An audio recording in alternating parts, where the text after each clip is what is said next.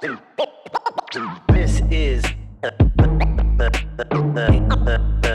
Inkpulp podcast. This is the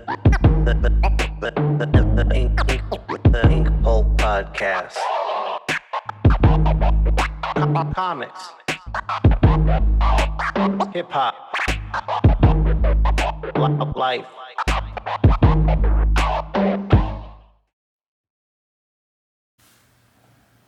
Welcome to the Inkpulp podcast. I'm your host, Sean Crystal. Today I've got a big thing going down. My first NFT drop over at Maker's Place. Now, when this podcast comes out, this day will have come and gone. This is what's happening as I'm recording this. And I'm just putting this out to the universe that I'm going to have a kick-ass drop today.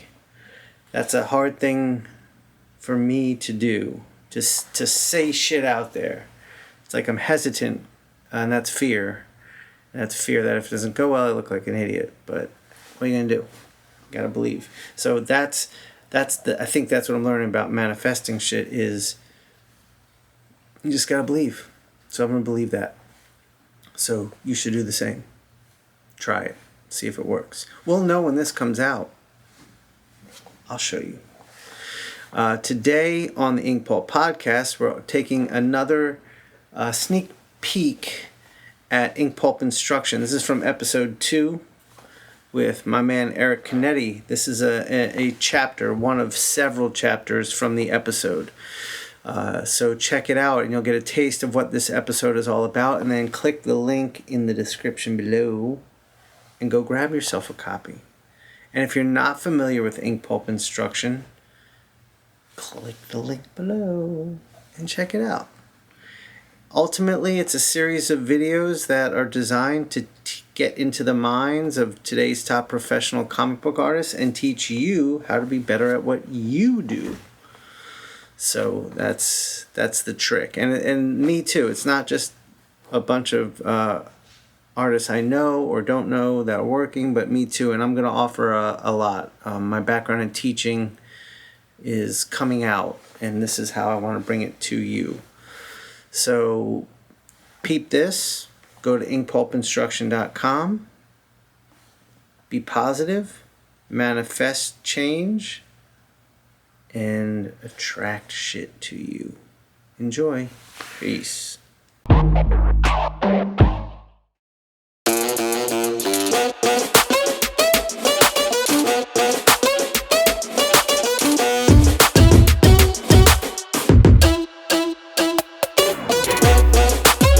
So what is your essential approach? Your the focal point, I'm assuming, with the framing devices and the values you're already setting up will be around the head?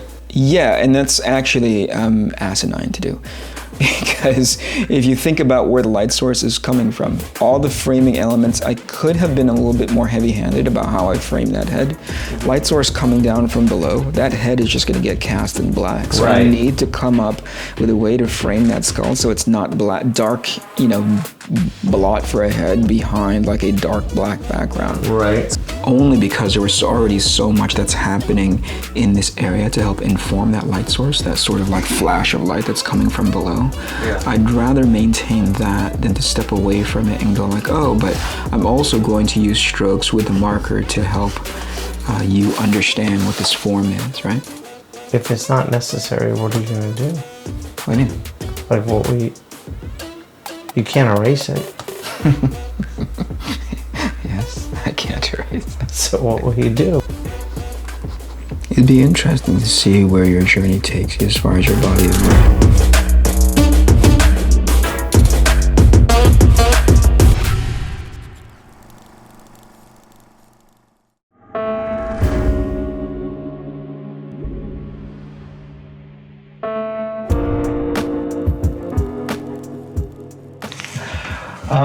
One thing I did want to ask you, the allowing your strokes to show in the marker work and your ink work. Yeah.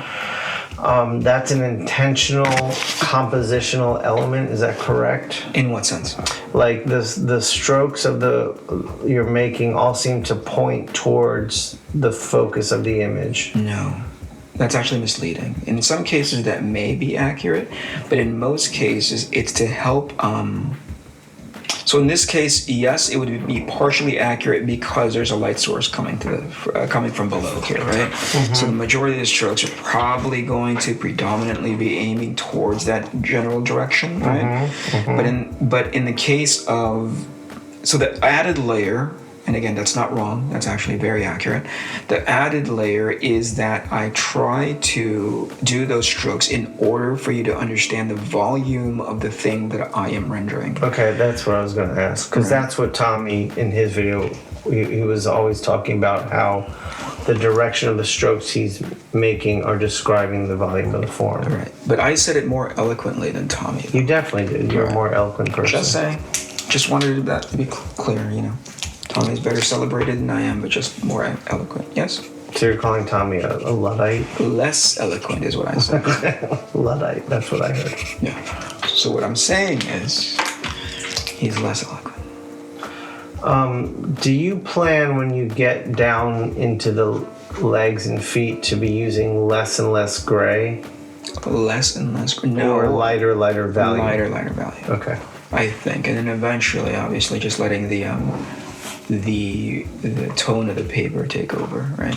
And do you plan on, as you get down towards the light source, less and less black line work? Less and less black. Like creating less lines? Maybe, or the alternative could be that I'm spacing the lines further and further apart.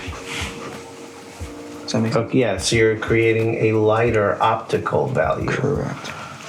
And for those listening, let me define optical gray or optical value. Here's your learning, kids. Listen. Right here. And notice it's me, not Eric. Hey, what's the... Optical value or optical gray is you're creating the illusion of a lighter version of the black you're using because the lines are farther apart, and if you squint your eyes you just see value and it looks lighter. See, that came from Sean, a teacher by former trade, or bullshit artist, but certainly a teacher, and he stumbled through that like a drunk man in the rain. I'm a little rusty. I haven't taught in a long time. Okay. And the irony is you're releasing a series of instructional videos. See, that's part of me letting go. I'm not trying to make it perfect. I got you. All right, just making sure. Just so we're on the same page.